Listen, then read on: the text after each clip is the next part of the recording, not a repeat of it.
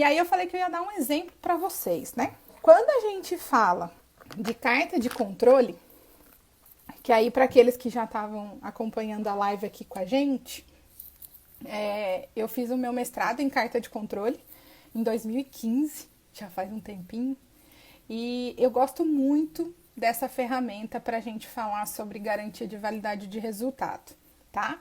E dentro daqueles pilares, essa ferramenta de carta de controle, ela ficou muito, vamos dizer, no automático. A gente faz porque precisa fazer, mas muitas vezes a gente não entende o porquê está fazendo, né? E explicar o porquê às vezes nos ajuda muito, tá? Então vamos lá. Vamos supor que você precise colocar no seu laboratório cartas de controle para fazer o monitoramento da validade de resultados. Joia? Aí, se a gente pegar, nós temos uma ISO 7870, é um exemplo, a gente tem várias outras referências de carta de controle, tá? Se vocês tiverem mais interesse sobre isso, manda aqui pra gente, que eu vou organizando mais informações sobre esse assunto, tá? Então, a gente tem uma ISO 7870 que fala sobre cartas de controle, de uma forma geral. Então, a primeira coisa que eu falei para vocês é, vamos buscar o conceito, né? E aí a gente se depara assim, ó, eu peguei de lá mesmo. Definição de carta de controle. Gráfico de controle no qual alguma medida estatística de uma série de amostras é plotada em uma ordem específica para orientar o processo em relação a essa medida e para controlar e reduzir a variação. Bonito, né? Tá. Entendeu? Geralmente a gente não entende quando lê de primeira. E aí a gente precisa começar o processo de tradução do conceito. O que é tradução do conceito? Trazer ele para a tua realidade. O mais próximo da forma como você vai aplicar ele. Então, vamos lá. Dentro dessa definição da norma, a gente tem falando sobre amostras. Que amostras que nós estamos falando? São amostras de controle. Amostras de controle são amostras que eu conheço. Eu conheço porque eu vou interpretar aquele resultado. Para interpretar o resultado, eu preciso, no mínimo, conhecer os critérios, né? Então, por exemplo, se a gente está falando de uma amostra fortificada, ela recebeu uma concentração e eu sei qual é essa concentração. Tudo bem? Ah, Tati, mas a amostra cega eu não conheço. E a amostra cega está lá no requisito 7.7 da norma. Olha, alguém conhece, porque alguém vai interpretar o resultado da amostra cega. Então, é neste sentido, tudo bem? Então, a primeira coisa, quando ele fala uma série de amostras, são amostras de controle, que eu vou escolher de acordo com cada método.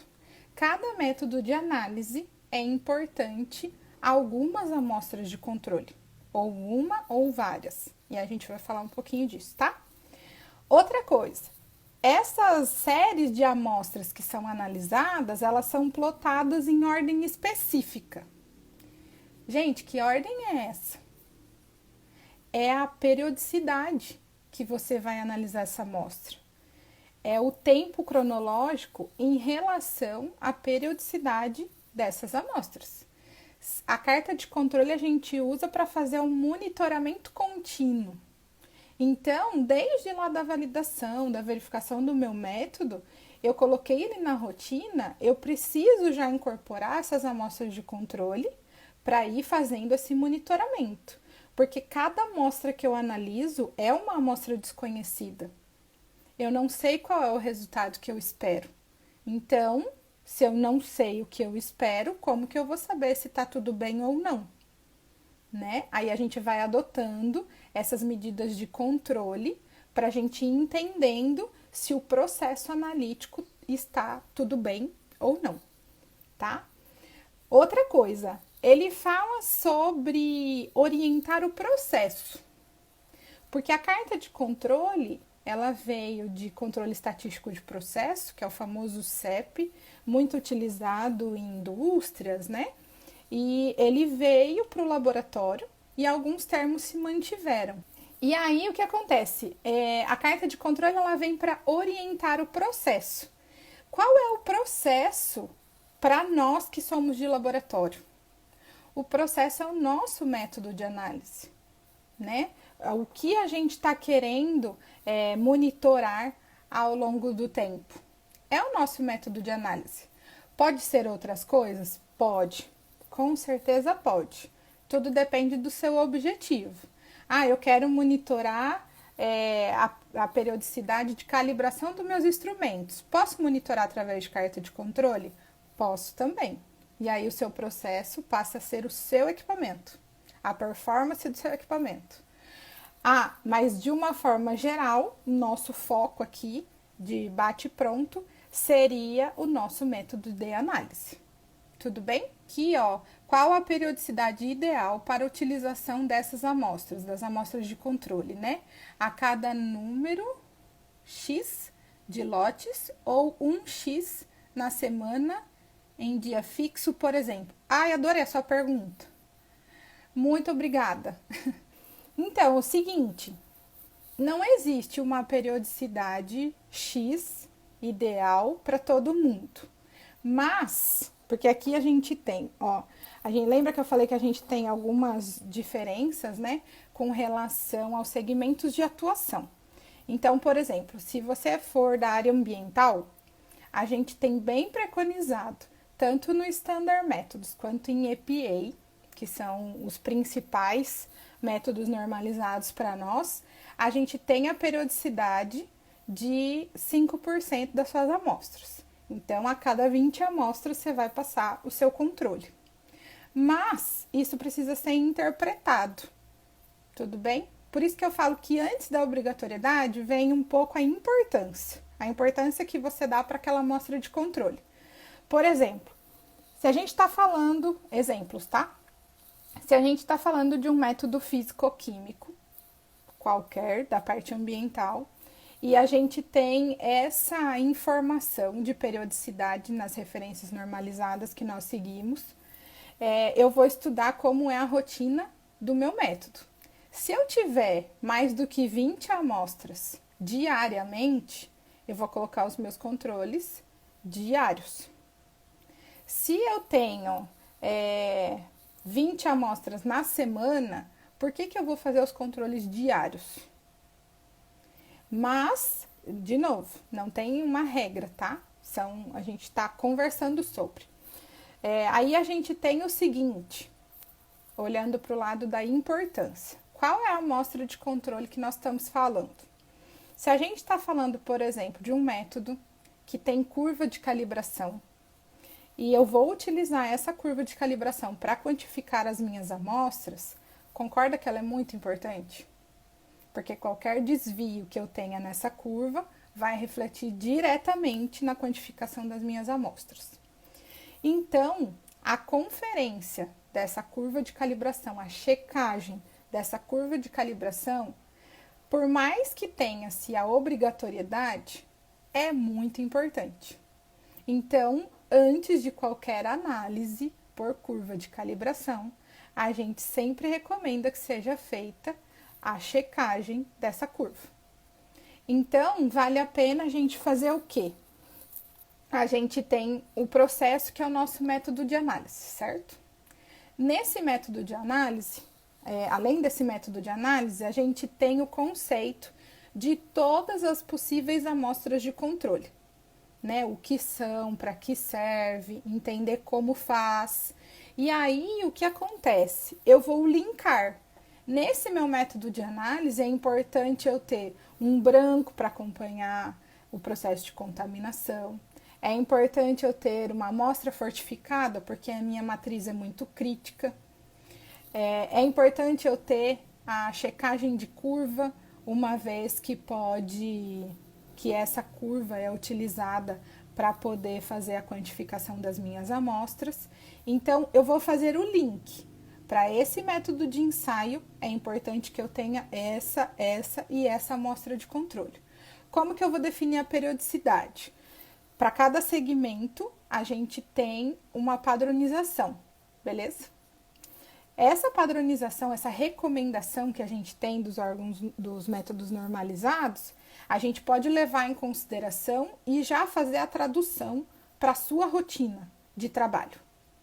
Deixa eu ver aqui, que está falando de checagem de curva. Checagem de curva pode ser realizada por um cheque e lançada em carta de controle? Não só pode, como deve. Adorei. Lembra que praticamente todas as amostras de controle, elas podem ser monitoradas através da carta de controle, tá?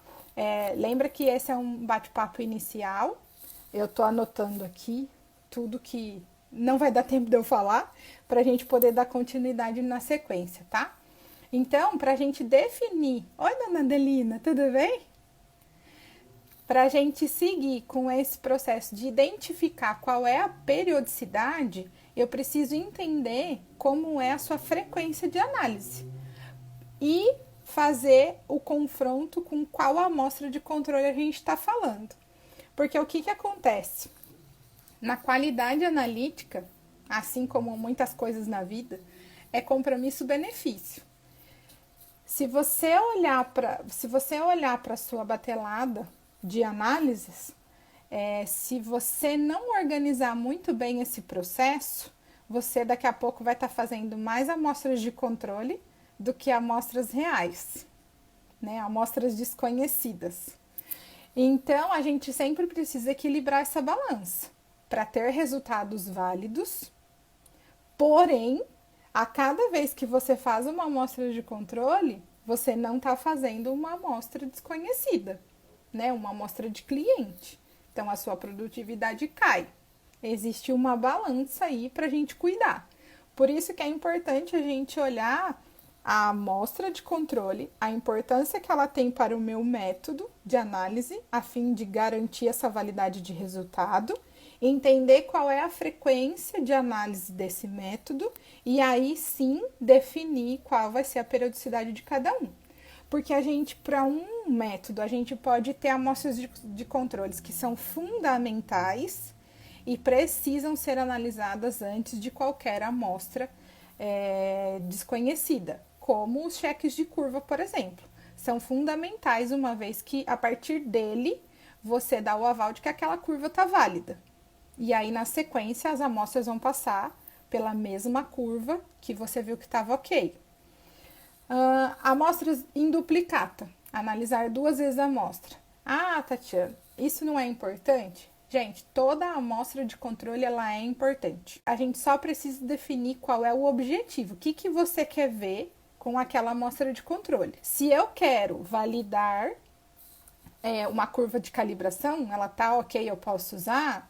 Concorda que ela é muito importante para o seu processo? Aí a gente tem duplicata de amostra. É importante sim, mas será que eu preciso fazer todo dia uma duplicata? Depende. A duplicata ela pode ser muito importante para um método de ensaio X, tanto quanto o cheque de curva é para um método Y. Depende. Beleza? Bom, aí voltando lá nos nossos pilares da qualidade analítica, a gente tem, quando a gente foi buscar o conceito de carta de controle, a gente tem lá também que ele é um gráfico. Olha que coisa importante. Se ele é um gráfico, eu preciso vê-lo. É monitoramento contínuo ao longo do tempo de uso daquele método e é muito importante eu visualizar o gráfico. Tá? E aí a gente tem a informação quando a gente vai buscar esses conceitos que não existe um único tipo de carta de controle. Existem vários tipos de carta de controle. E eles estão relacionados diretamente ao tipo de amostra de controle que você vai trabalhar e o objetivo desse monitoramento. Porque senão você acaba fazendo uma carta de controle só para o auditor ver e não monitora nada, né? E aí o que acontece? Quando a gente vai buscar esses conceitos e fazer essa tradução para o laboratório, eu preciso, uma vez que eu tenho o método de análise, eu tenho definido quais as amostras de controle que eu vou usar para esse método, eu defini a periodicidade, de acordo com o objetivo e importância de que cada amostra tem para aquele método, e eu vou escolher qual é a melhor carta de controle para a minha amostra de controle. Tudo bem? A carta de controle mais conhecida, que eu acredito que todos que estão aqui e já trabalharam com carta de controle, é a carta de Schwartz. Para quem ainda não conhece, ela é uma carta que a gente tem a linha central, que é uma média de um grupo que a gente chama de etapa preliminar, que é a etapa de construir uma carta de controle, tá? Então, a gente tem dados reais, um conjunto de 20 observações, e a gente tira a média. Muito cuidado nessa etapa, tá? Essa etapa de definir a sua média, que vai ser a sua linha central da carta, ela precisa estar fiel à forma como esse método e as suas amostras de controles vão ser usadas na rotina. Deixa eu explicar um pouquinho melhor. Essa etapa preliminar, que a gente vai construir a carta, lembra que a gente vai usar essa carta ao longo de uso do método, na rotina. Então, eu preciso de um período preliminar que represente esse uso, tá? O que acontece é que algumas vezes o pessoal quer ganhar um pouquinho de tempo ou por N outros motivos, e a gente tem que o pessoal vai lá e faz as 20 amostras de controle e eu leio uma seguida da outra. E aí a minha média vai ficar pequenininha, a minha média vai ficar legal, o meu desvio padrão vai ficar pequenininho, e a construção dos limites da carta de Schwartz, como que funciona? É a média, 2 vezes desvio padrão, média mais 2 vezes desvio padrão, média mais 3 vezes desvio padrão. E inferior a mesma coisa, média menos 2 vezes desvio padrão, média menos 3 vezes desvio padrão. Essa é uma construção da carta de Schwartz, tá? Construção padrão dela. E aí, o que acontece? Tanto a média, que vai ser a nossa linha central, quanto os meus desvios padrões, eles vão ser de acordo com esse conjunto de 20 amostras do meu período preliminar. Tati, por que 20 amostras? Porque quando a gente fala um pouquinho de... A carta de Schwartz não deixa de ser uma ferramenta estatística que a gente usa, tá? Como os limites são definidos a partir de desvio padrão, como eu comentei com vocês, a gente precisa de uma representação de um desvio padrão ao longo do tempo. Vamos dizer assim, ó, entre aspas, uma constância desse desvio padrão, que ele sofra mínimas variações dali para frente. E isso, estatisticamente, é um grupo de 20 observações. Aí a gente passa a ter uma constância desse desvio padrão. Fazendo dessa forma, a gente tem a construção mais sólida de uma carta de controle, tá? Definir os limites, eu vou passar a utilizar ela na rotina. E por que eu falo para tomar cuidado nessa etapa de construção? Porque é muito comum a gente ver uma carta de controle ser liberada para uso na rotina, sendo que a gente tem já uma montagem equivocada.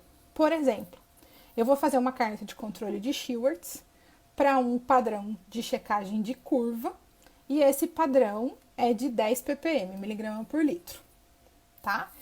Eu vou fazer vou utilizar, aplicar essa amostra de controle todos os dias, então o meu período preliminar eu vou construir dessa forma também. Então, eu vou precisar de 20 dias. Sim, vou precisar. Esse meu método, ele vai ser usado por mais de um analista?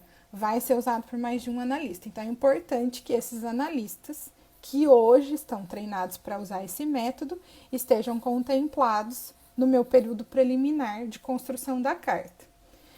E na hora que eu faço esse conjunto de dados, de 20 amostras, eu tenho uma média. Eu observo uma média de 18. E vida que segue, né? Gente, o que acontece? Se eu levar para minha carta de controle uma média que deu 18 e na rotina eu estou trabalhando com a amostra de controle de 10, eu posso ter problema. Porque na hora que, na rotina, se essa amostra de controle der 10, ela pode ficar fora da sua especificação, dependendo do seu critério, né, de aceitação, dependendo de como ficou o desvio padrão desse conjunto de 20 observações. Fica claro isso? E aí a gente acaba reprovando algumas amostras de controle na rotina, porque ela não encaixou na carta de controle, mas a carta de controle foi construída errada, sem um critério para liberar ela para lá, né? Para lá que eu digo para a rotina, certo? Então eu preciso ter muito cuidado na hora de construir uma carta de controle, para entender se ela está coerente, né, e estatisticamente aceitável para eu liberar para a rotina.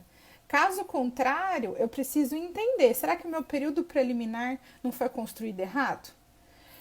Tem uma outra coisa que acontece bastante também. A gente lembra que a gente precisa de tudo muito rápido no laboratório, né?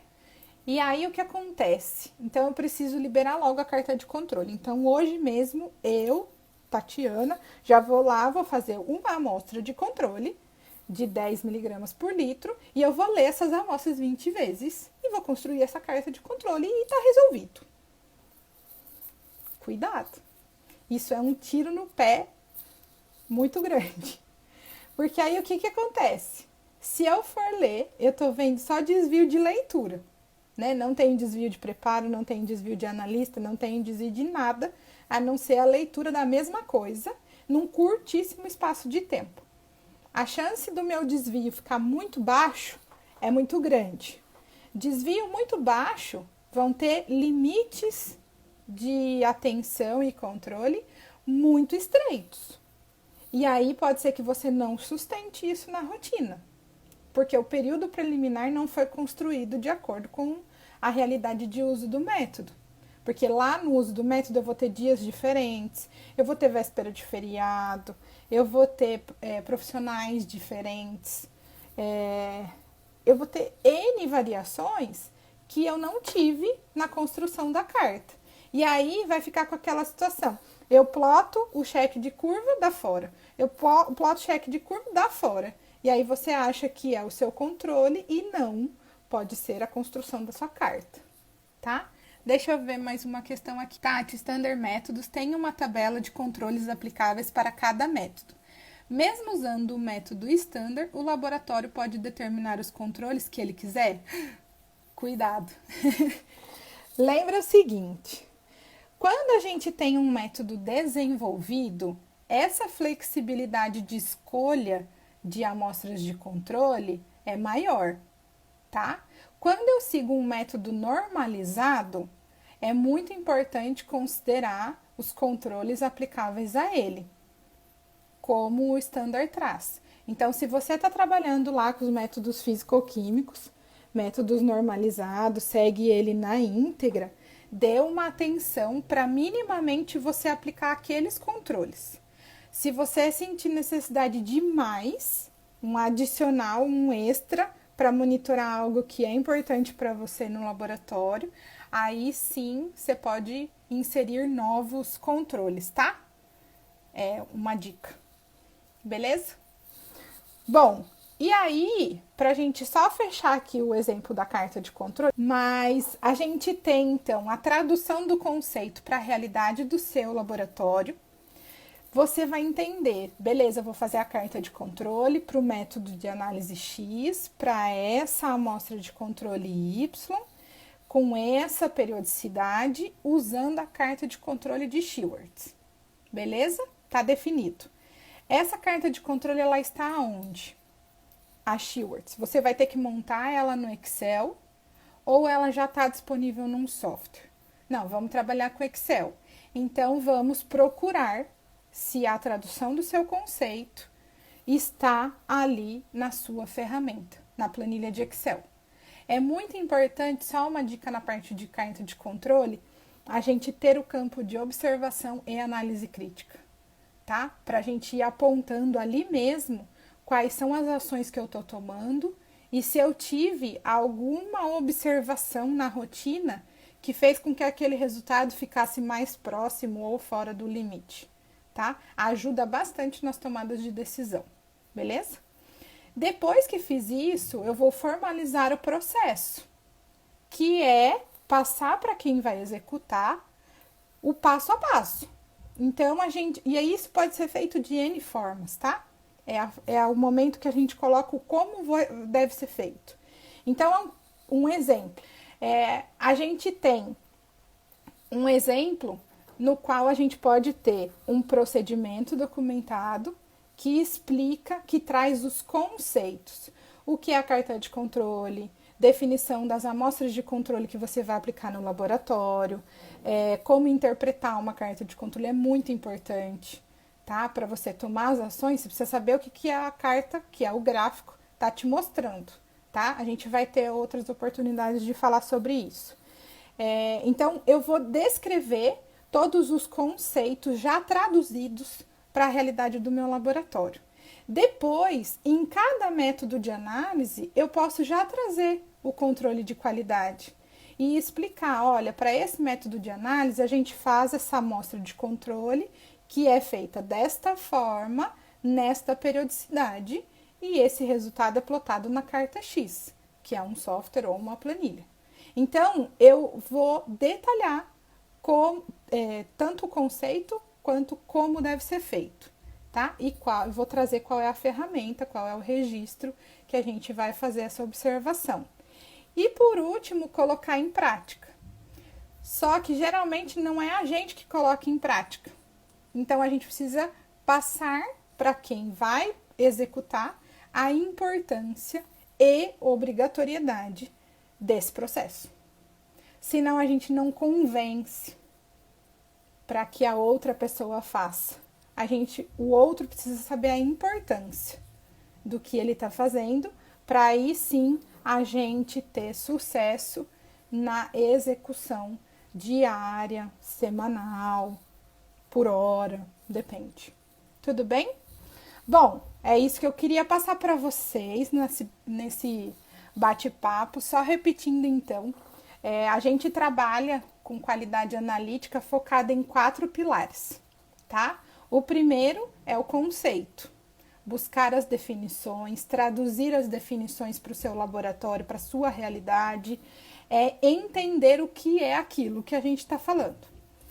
Segundo pilar, ferramenta. Então, você vai trabalhar com um software, entenda o software e faça a fusão do conceito com a ferramenta. Porque muitas vezes você precisa configurar um software, tá? E aí vai precisar do conceito para isso. Ou, se são planilhas, se elas já estão prontas, procura entender se o seu conceito está ali dentro, se o conceito que você buscou está ali dentro, ou se você vai construir, aí sim você vai precisar mais do conceito para poder criar essa ferramenta, tá? Terceiro pilar, processo. Como que você vai sistematizar o modo de fazer, tá? Para que as pessoas possam, no quarto pilar, executar, fazer o que está naquele processo, tá? Então, são dicas de 4 pilares que a gente aplica bastante aqui. Espero que ele ajude vocês, tá? Eu recebi várias perguntas. Eu tô montando para a gente ficar com uma conexão, né, em relação aos assuntos, porque como eu falei, é muito vasto. Então, nesse primeiro momento eu quis apresentar esse geral para vocês. E aí eu já vou preparar aqui o próximo assunto dentro desse mundo de garantia de validade de resultado. Tudo bem? Pessoal, eu quero agradecer muito a presença de vocês aqui nessa quarta-feira.